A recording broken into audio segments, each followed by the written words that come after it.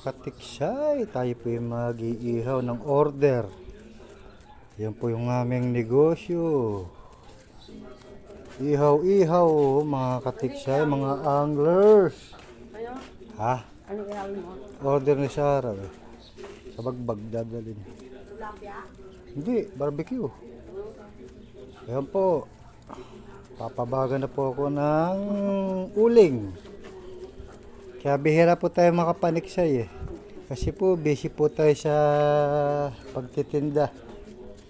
Eh ngayon po may order. Kailangan daw mga alas 10, alas 11 kukunin na.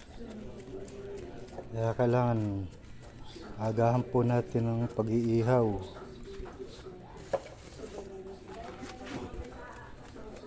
Ayan, papabaga na po tayo. Masakit sa kamay yung pamaypay natin.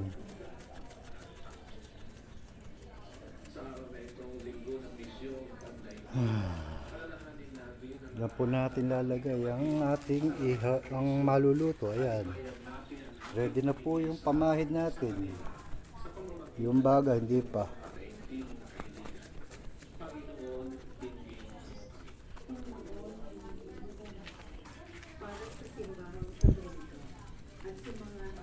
Saka sinimento po namin tong garahe. Ayan. Sinimento po namin yan. Kaya busy po talaga tayo sa pagtatrabaho. Kaya di po tayo makapaniksay. Yan, hanggang doon po yun. Sinimento po namin. Yan. Ngayon po mag-iihaw po tayo ng order. Po yung ating iihawin. Dami. Isaw, tenga, barbecue. Yan po yung ating iihawin. Ayan, nagpapabaga pa rin tayo. Maganda po yung laganap ni baga para mabilis pong makaluto. Baka po tayo magahul.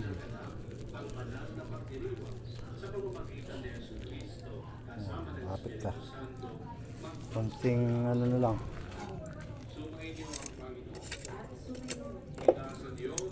Usok.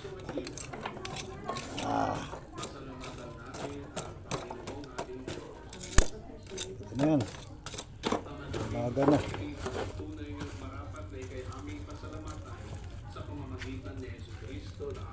Usok. Alipato. Wow.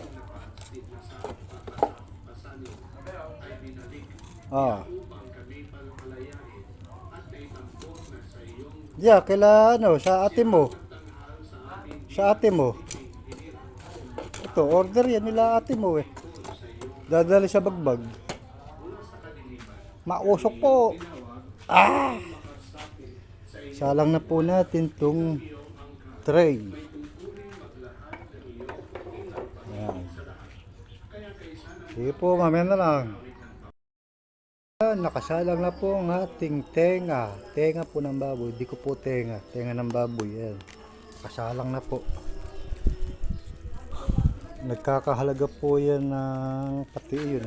Pati yan po yung barbecue. Saka yung isaw. Nagkakahalaga po yan ng 1,500. Yan. Mamaya po pipick upin po yan ng ating customer. Yan po ang ating work. Ang pagluluto, pag-iihaw po ng barbecue. Saka lutong ulam, may lutong ulam din po eh. Yan po ang aking trabaho. Tiga paypay, tiga ihaw.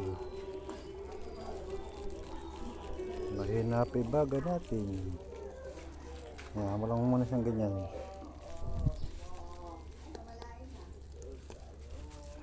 Sige po, mamaya na lang uli. Ayan na po yung iba nating naluluto. Ayan mga katiksay yun. Tarap. Ayan pa, meron pa tayong lulutuin. Ayan, may nakasalang. Ayan. Sarap yata. Mausok. Hindi ko na po pinapaypayan. May hangin naman po kasi. Kaya hindi ko na pinapaypayan. Libre paypay. Ay. Konti na lang po yan. Isaw. Barbecue pa.